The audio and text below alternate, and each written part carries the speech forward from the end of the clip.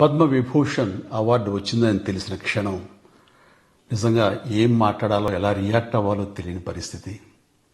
మన దేశంలో రెండవ అత్యున్నత పౌర పురస్కారం పద్మవిభూషణ్ లభించినందుకు నాకు నిజంగా చాలా సంతోషంగా ఉంది. ఒక తల్లి కడుపున పుట్టకపోయినా నన్ను తమ సొంత మనిషిగా, మీ అన్నయ్యగా, మీ బిడ్డగా భావించే కోట్లాది మంది ప్రజల ఆశీస్సులు, నా సినీ కుటుంబం యొక్క అండదండలు, అలాగే నీడల నాతో ప్రతి నిమిషం నడిచే లక్షలాది మంది అభిమానుల ప్రేమ, ఆదరణ కారణంగానే నేను ఈ రోజున ఈ స్థితిలో ఉన్నా. అందుకే నాకు దక్కినటువంటి గౌరవం ఇది మీది. మీరు నాపై చూపిస్తున్న ప్రేమ, ఆప్యాయతలకు నేను ఏమి రుణం తీర్చుకోగలను?